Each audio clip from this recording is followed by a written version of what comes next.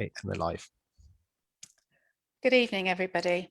My name's Lynn Doherty and I'm the leader of West Berkshire Council and the ward member for Newbury-Speen. I'm joined this evening by our Head of Public Health, Matt Pearce, and we're here to talk to you about West Berkshire Council's response to the COVID pandemic.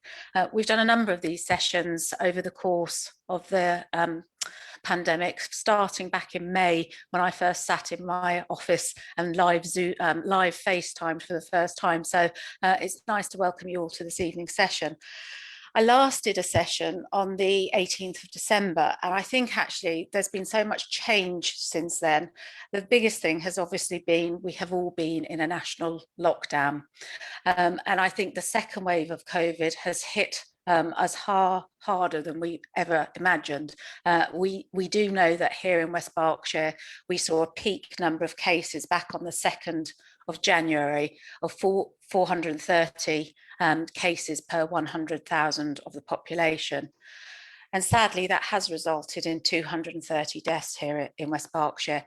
And I'd like to pass my sincere condolences to anyone that has suffered through the loss of a loved one or a family friend or member through that process. But not only those people that have died, those people have been adversely impacted by the health impact of COVID.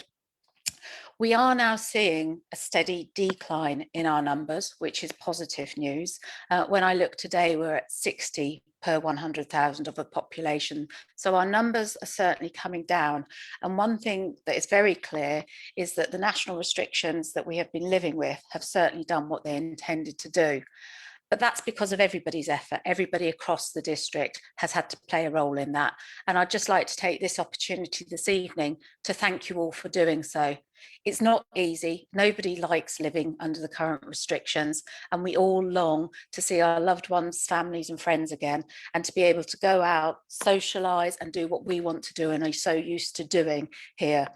So I'd just like to thank everybody for following those national restrictions, and then also thank those that have been helping, volunteering, supporting across our communities to make sure that those people that are perhaps more vulnerable within our communities continue to get the support that they needed.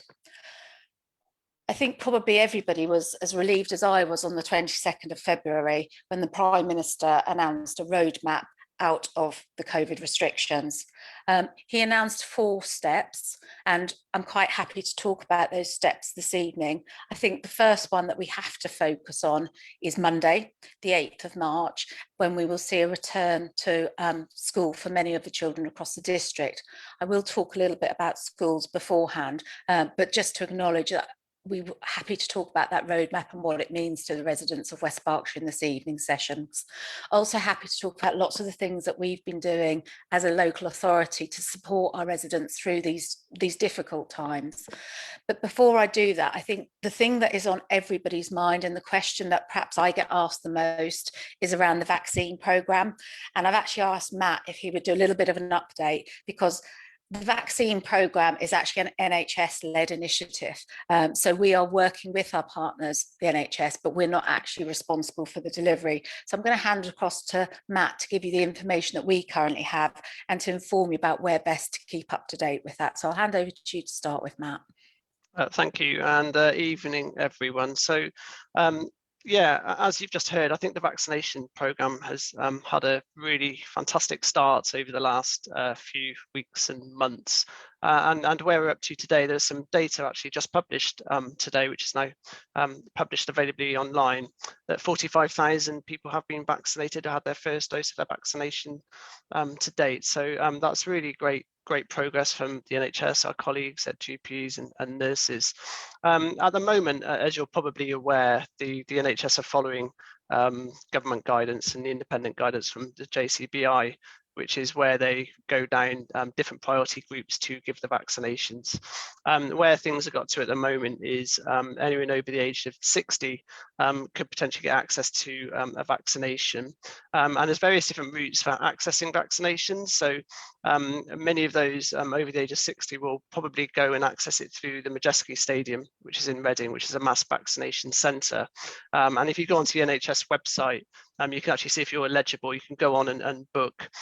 Those between the ages of 16 and 65 in that risk group will likely get invited by their GP, and that's if they have certain clinical conditions. So individuals will get contacted either by their GP, or they can go onto the NHS website to go via the Majeski Stadium.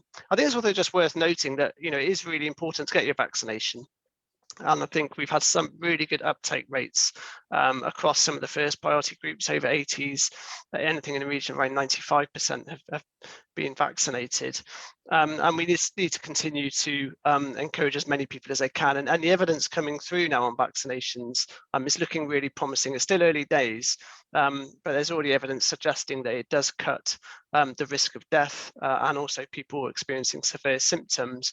But also, most importantly as well, in terms of cutting the transmission, so actually stopping people spreading the virus. So again, it's still early days with that evidence, but it's certainly promising. And obviously you'll be protecting others if you get yourself vaccinated. But as I said, all the information is available both on the NHS websites and our westberkshire.gov website for more info. Thanks, Matt. And if you're interested in keeping up to date with the vaccine information, we do have a local outbreak engagement board every fortnight on a Monday at 6 p.m, whereby we look at this data. Matt takes us through the latest information, and I'd encourage anybody to tune in. It is played on YouTube, so you can actually watch live. I think for me, one of the problems with that local outbreak engagement board is it doesn't give our residents the opportunity to ask some of the questions that are directly on their minds at the moment in time. It's very much a forum, a board. And I think what we try to do by having these sessions is to actually enable residents to ask the questions direct, because I think one of the things I've learned through this is COVID impacts on everybody differently, and everybody has different sets of information, and there is so much information out there, and there is also so much misinformation out there that sometimes it's just useful to be able to come in and speak to somebody like Matt who's working with this on a daily basis, and can sort of get involved with that on a regular basis. So please do consider joining us at the local outbreak engagement board. But if you have any direct questions with regards to our COVID response, please do submit them in the chat, and they will be forwarded on to Matt and I this evening. We did ask for a couple of pre-submitted questions, or we've had a couple of pre-submitted questions. So I'll take you through those just while we let some questions come in. So Matt, the first one's probably to you. And the question is, Matt Hancock said that he asked local authorities to throw a protective ring around care homes in early March 2020. Did West Berkshire Council act on that? And if so, why were the proportion of COVID deaths in care homes higher in West Berkshire than almost any other local authority in the first wave? Okay, so yeah, thanks for that question. I think firstly, I think we all recognise that care homes, particularly in the first wave of the pandemic, it was really difficult periods for them. Clearly they're looking after really vulnerable individuals, and we did sadly experiencing a number of deaths, and unfortunately we have continued to experience deaths in care homes, but not quite as many, fortunately, as the first wave. Firstly, and then in terms of what we did to support care homes, I think there's a number of things we did. Firstly, we obviously followed national guidelines from the government in terms of restricting visiting when those guidelines came out. So that was one of the first major things we did. We also worked closely with our partners in Wokingham and Reading, and we actually set up a care home task force, which consisted of 5 individuals that contacted homes on a regular basis to provide support, advice. I was frequently updating PPE guidance. Right at the beginning of the pandemic, we were learning about the virus and what protection was needed for care home staff, ensuring that they had the necessary PPE, but also how to use it correctly. There's also a number of different factors that came into play in terms of testing people on discharge when they're coming out of hospital, and then making sure if they did go into care homes, they isolated for the required period of time. And then we also were fortunate to receive some funding from the government called an infection control fund, which was passed to care homes as well. So that would help with staffing, and again, making sure they put the necessary infection control precautions in place. And then we also supported care homes around outbreaks. When outbreaks did occur, we acted quite swiftly with Public Health England. So again, make sure they had the necessary advice in place, what control measures put in place to protect the other residents, and support them as best we can. So there's certainly been a lot of support and advice given to care homes throughout the pandemic. But as I said, it's been a really difficult period for them, and we recognise that. In terms of COVID deaths and whether there's been a higher proportion of COVID deaths in care homes in West Berkshire, that's something I'm looking at this moment in time. What I would say is we just need to be careful that there's probably a number of factors that might play into that. So it could be the number of care homes that we have in the local authority. It could be the age demographic of the population as well. So it's not necessarily down to our care homes not being prepared or having the necessary infection control measures in place. It could be down to a number of reasons, but we're certainly investigating into those numbers just to see actually whether West Berkshire does compare higher compared to other areas. Thanks, Matt. We've had a question in, and actually I wanted to talk about this topic, so it gives me the ideal opportunity to do so, about how West Berkshire helping schools to bring children back.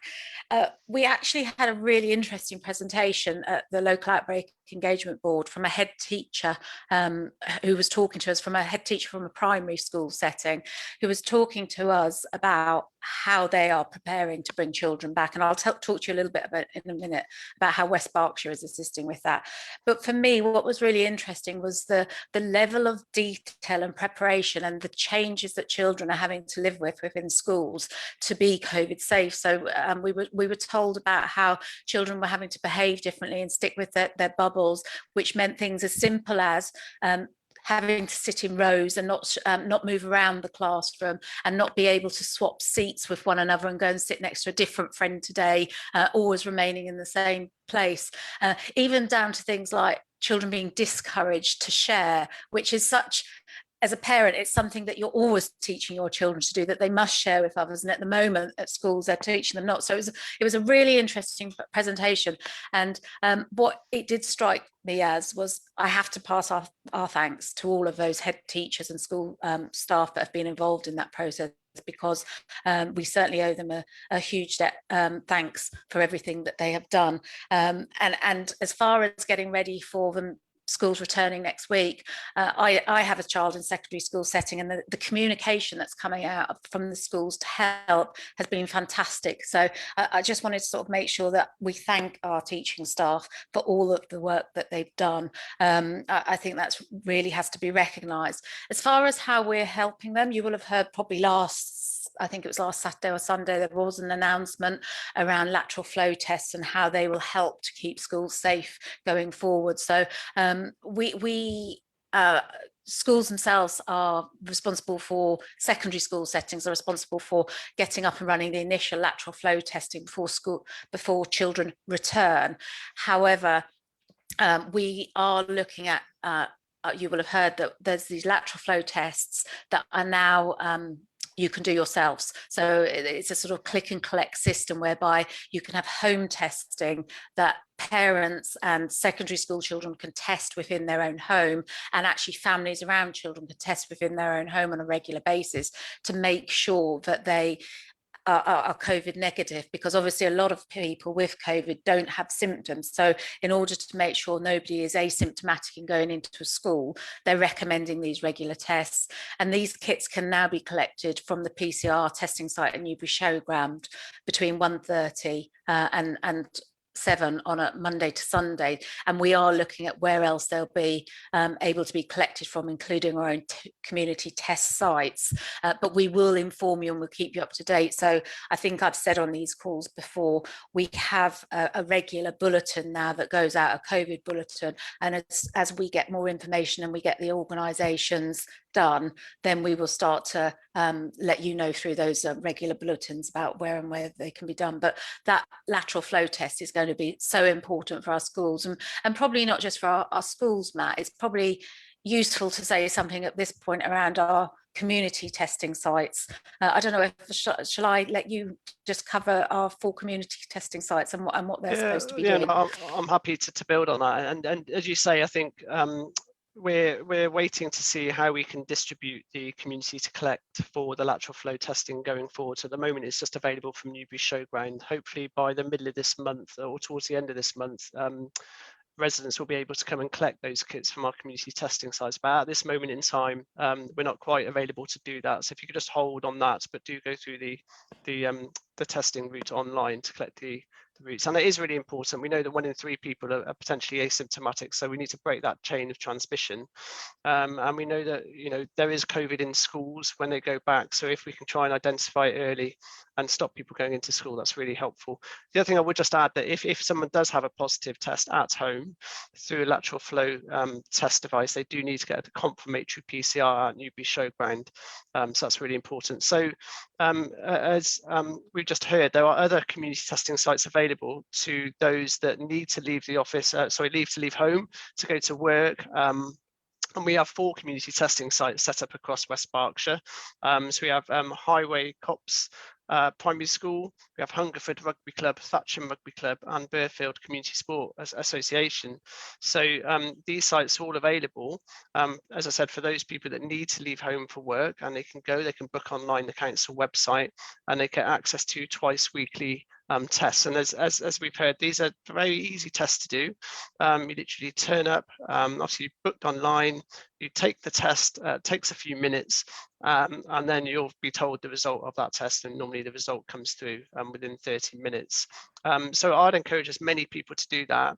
I think we have to accept that this will become quite common over the next few weeks and months in terms of how we try to keep society open.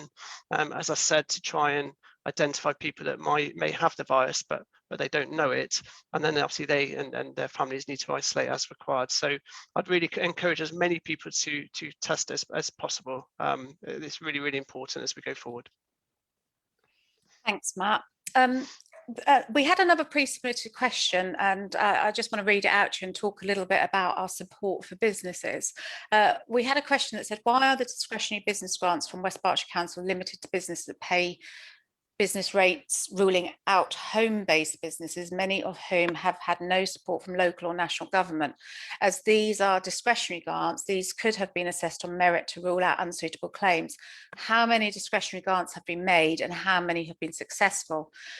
It's not a question that, well, I'll talk to you about the grants. The additional restriction grants are not limited to rate-paying businesses, and home-based businesses are entitled to apply if they can demonstrate ongoing costs and financial impact.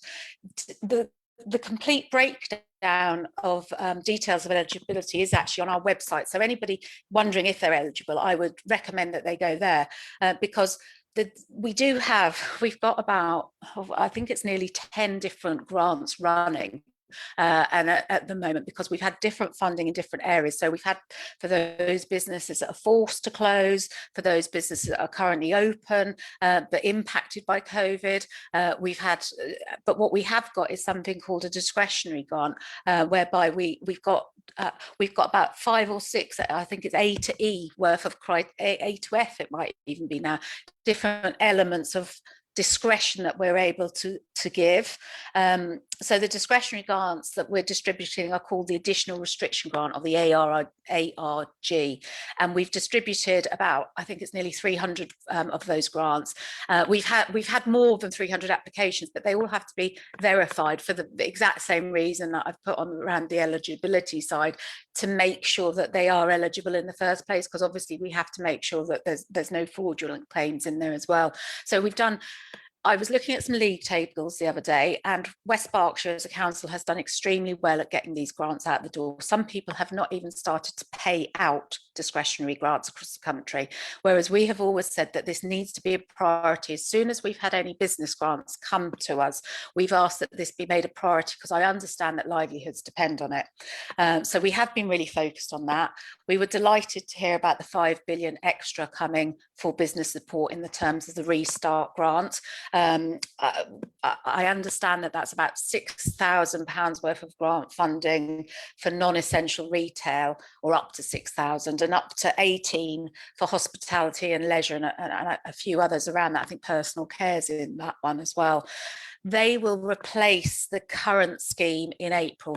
We don't have that funding yet, and it won't start to come out till April, but we will be keeping everybody informed and included in that. And I actually believe, although there are some communications just about to come out on this, that there is I think it's a webinar next week around some of these grant funding pieces that is going out to businesses. I think there is, as terms of our newsletters, and perhaps the team can put a link on, there is actually a business newsletter that people can sign up to so that we can keep them abreast of those grant payment schemes, because they are quite complex. I have to say that the teams here have been working fantastically hard to turn them around as quickly as possible. It's not as easy as it sounds because of the complexity of the numbers and also having to verify the claim in the first place, but we are doing everything we can to get that money out the door as quickly as possible. So just wanted to say that with regards to the business support that's available. And if you've got any inquiries or that, please do use the website, understand if you're eligible, and if you want to ask a question, then email into that team and they will be able to respond. They're very good at responding, and they are there to help. So please, if you've got to think you're eligible or not sure, email them and they'll be able to take it up from there. So encourage everybody to do so. Okay, Matt, we've had some other questions in. So do you know what help is going to be out in place to help children catch up, even more so for ones that are already struggling at school? Thank you. It's a really interesting question, this, because one of the biggest concerns of having children out of school is often those that are already struggling get left further behind, and we truly appreciate that is a concern for everybody. However, not only those that are already potentially struggling, but all children. We know the impact of being out of school. So I have actually been speaking to a couple of head teachers about how they will look at this as children return, to understand what has been the potential learning deficit, and what their measures will be put into place. We've been really fortunate here in West Berkshire in the fact that our online learning throughout the lockdown period and the efforts that the schools have gone to has really been it's been wonderful to see. I've heard tales, I think it's the Downs over in Compton, of them giving out bags of resources to individuals that might not have those resources at home. We've heard wonderful stories about people who have supplemented the government laptop scheme with other laptops themselves, and we've worked with Greenham Trust, who've done a fantastic job of getting some funding in to give out additional laptops to pupils that need. So there is an element of, once pupils come back, they then need to be looked at and assessed to understand if there is a learning deficit. With that in mind, we've got some really interesting programs coming up for Easter.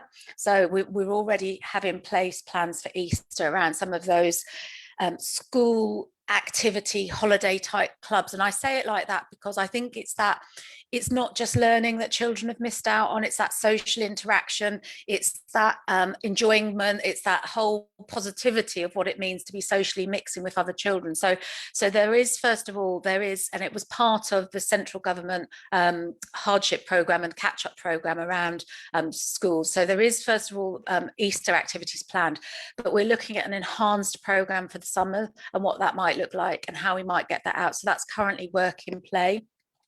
We have a recovery strategy, and we highlighted education as one of our top key priorities. So there's a lot of work being done on understanding what children need, and then working with our partner organisations and others around the area to find what will best suit their needs. And that might be educational, and there is some tutoring, there is some one-to-one tutoring catch-up programs available and centrally funded for those individuals that are eligible for those. But there is also a looking at, as a whole, what will be the best way to handle this. So lots of details to come. Recognise it's a concern for a lot of parents, but reassurance that we will be working with our school partners to address that, as will our schools. They will be very keen to understand what that may be. I know after the last lockdown there was concerns around a literacy deficit, so children learning to read. And at that point we opened up an online library service for schools so that they had a free access to more books to help them and assist them with that. So we will very much be working in partnership, understanding what the need is, and then we will be looking at supporting that piece of the recovery programme as we move forward. Really important question. What additional support is being provided to children with special needs? They're already at disadvantage with social skills, and return to school will be incredibly difficult for them. Yes, I've worked with children with special educational needs, and I fully appreciate that. I don't know the answer off the top of my head, but I'm more than happy to ask our specialist schools what the planning is around that. So more than happy to take that question away, not unless, Matt, you've got anything additional. I know it's probably, yeah. So I'm more than happy to take it away and come back with that, but fully appreciate the concerns. And if it's difficult for a child without additional needs to get back into a routine, I can only imagine it's going to be even harder on those social skills for those young individuals. So very happy to have a conversation with our specialist schools and our specialist units as well about what additional measures potentially can be put in place for them. Next one for you, Matt, and I can stop talking. Where are we with the vaccine? You can see them too, can you? Yeah, I can see them too. So the next question was, where are we with vaccinations in terms of the over 50s cohort? So I think we said a lot of the vaccination program is being led by our colleagues in the NHS, so that they will have that information. What we do have is the information that's published, which I mentioned earlier, which is on the NHS England website. I mean, the publicly available information there is that about 16,000 individuals under the age of 65 have had their vaccination, but that likely includes those within the clinically extremely vulnerable group and those with clinical conditions that put them at greater risk of COVID-19. So it might be that the over 50s have yet to have or start to have their vaccinations. It depends on where some of the GP practices are and how they're getting on with the mass vaccination sides. But I think the ambition, from my understanding, is that all adults will envisage to have one dose by July. And I think that's the anticipation of the government. But as I said, they're working at such speed at the moment. It wouldn't surprise me if they achieve that earlier. Okay, thanks, Matt. One of the other questions that's frequently coming up at the moment is around the roadmap out of COVID and our introductions of COVID marshals to West Berkshire. And I just thought it was worthwhile touching on that, because a lot of people have asked me why are we introducing COVID marshals at this point, and why did we not do it earlier, and is it a waste of money? And I just wanted to address that, because I went out and I met with some of the COVID marshals, had a chat with them, and I'll just give you the rationale behind this. When it's not West Berkshire Council council tax money that is paying for our COVID marshals. We got a ring-fence grant from central government for this particular piece of work.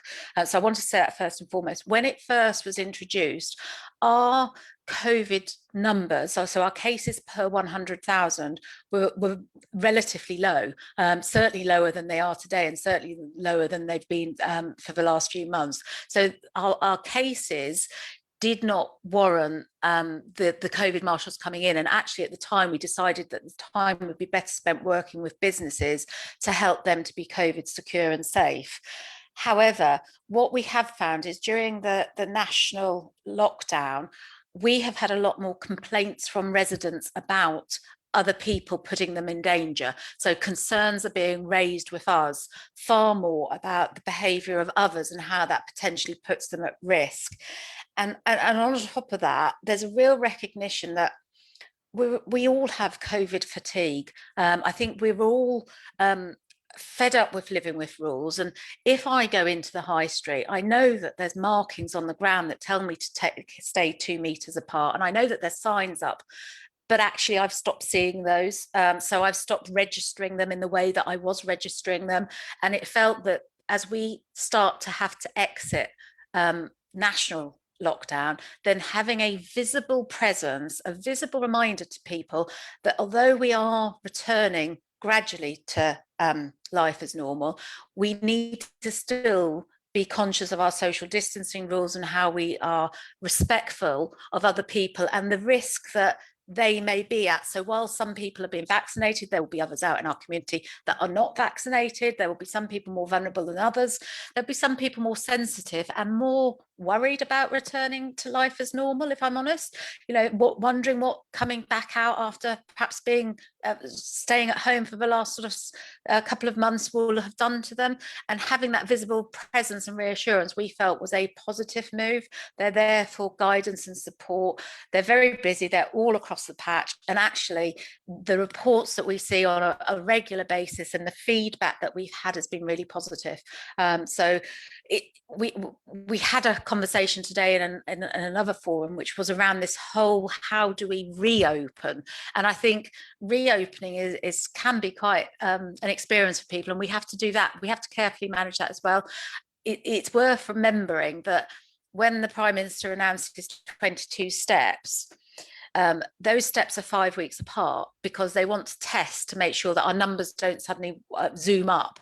And each step is going to be tested, assessed against 4 test areas, one of which will be things like our numbers. The other is our hospitals. I'm sure Matt knows all of these off by heart. But each step isn't a given.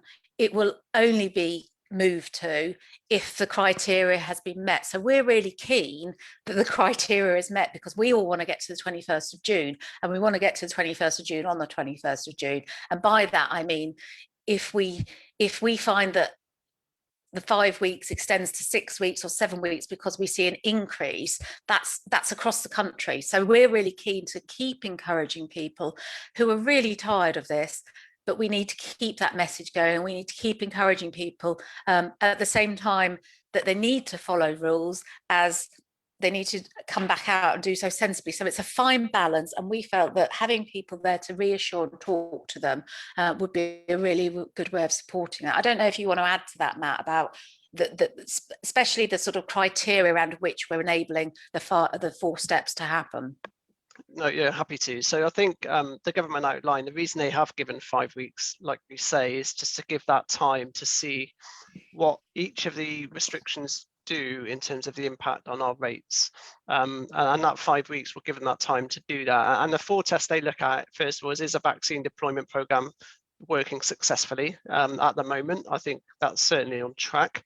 They're also looking at whether the vaccines are sufficiently reducing hospitalizations and deaths. And again, there's some early indications of that, particularly with our rates for older people per 100,000, that those rates are going down. That's possibly an indication as well that not only the restrictions are working, but the vaccinations are having an impact. And again, yeah, the hospitalizations, obviously we keep that demand low on the NHS.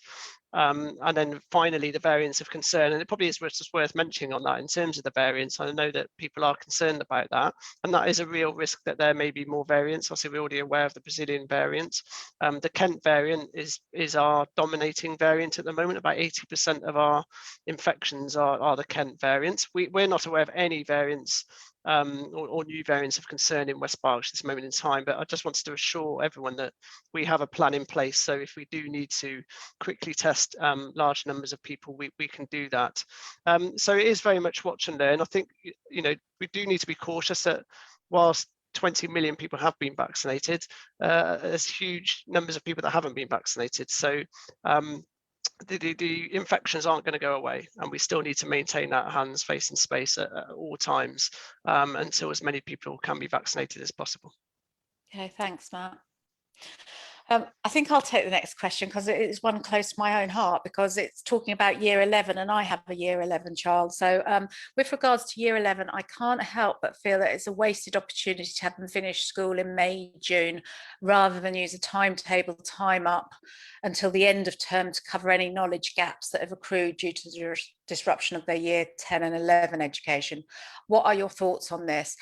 It's a really interesting one, because I think if you told my year 11 that he was not going to finish school in June as he expected to do, I would have a riot on my hands. But as a parent, I understand the concerns. My understanding is that that local schools are obviously looking at how they assess and how they make sure that the teacher grade that they put in is a fair and accurate reflection, and that they will only be testing on those areas that have been covered within the syllabus during that time. So recognising that not all of the syllabus will have been covered. And I think probably in English and maths, they are the ones where you think, well, actually, there's some key fundamental learning there that has to be covered, and that they will be doing miniature assessments and different tests, although there won't be exams, and looking at that. It's hard to say until those teachers have the opportunity to assess where those pupils are following this current period.